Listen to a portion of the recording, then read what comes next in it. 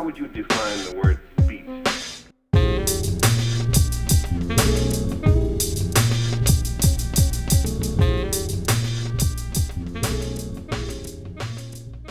Hi, Mick Feltham here, Obelisk Productions, PKO, Plobtron. So tutorial 4, arranging and shaping part 2 basically. And this is after I've got those core sounds, I've refined them, then I'm going to really rinse them in the track and make sure that I get as many different kind of nuanced textures and layers dynamically and harmonically out of them. And that kind of attitude of reusing, repurposing, reharmonising, I think also adds to quickly getting to a point where the track can be finished but keep a sort of thematic unity through the whole thing, because those sounds are anchors for the whole track. Here it is, see what you think. So I'm at the end of the arranging and shaping day, and I have an arrangement that I'm happy with. I've added a little left field intro. Sugar in the rain, body in your hand.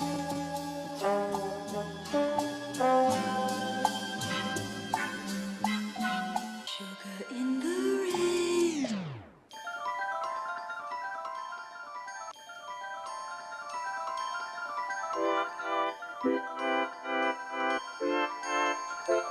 Sugar in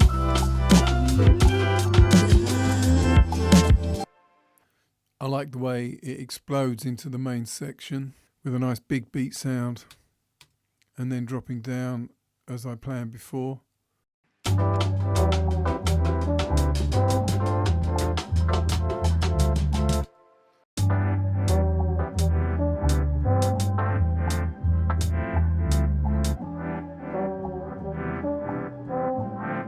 I quite often reuse bits in different contexts, so here's the intro sample again.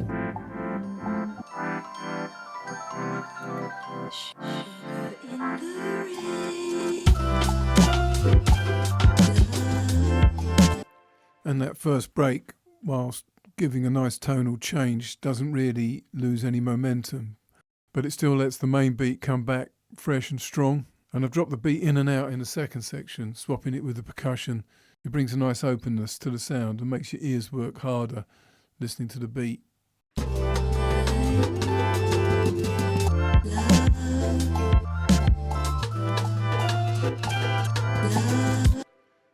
And this sets the listener up for the break.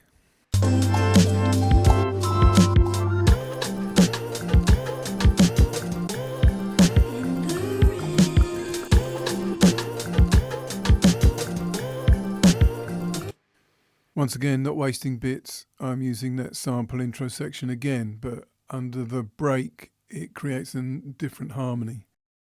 And this is another one of those things that you learn as you go along, I think. If you keep finishing tracks, then you learn these little secrets of how to reuse bits in different contexts.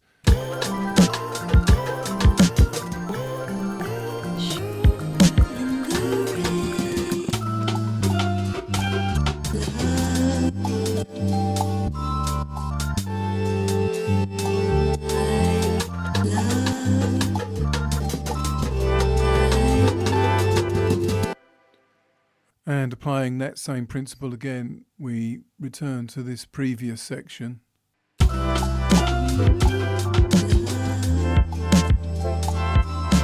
With a slight variation at the end.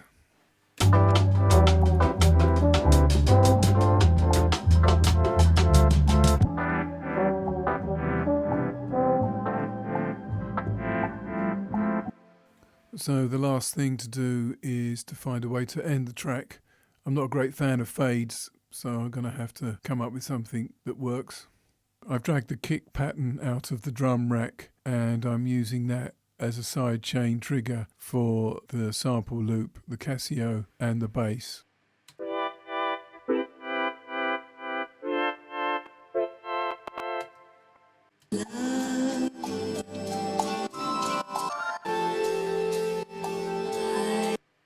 So there you go, that's the end of my arranging and shaping. I'm happy with it. it's good, it's strong, and the last two tutorials will be on my master bus processing and finalizing the sounds.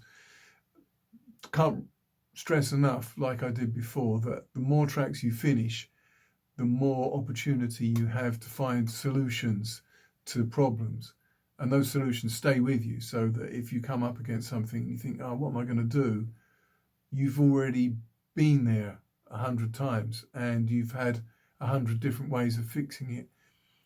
Those ideas will pop up and percolate back into your head. So have a go at trying that for maybe a couple of months, just finishing everything you start, and see how it goes for you. See you in part 5.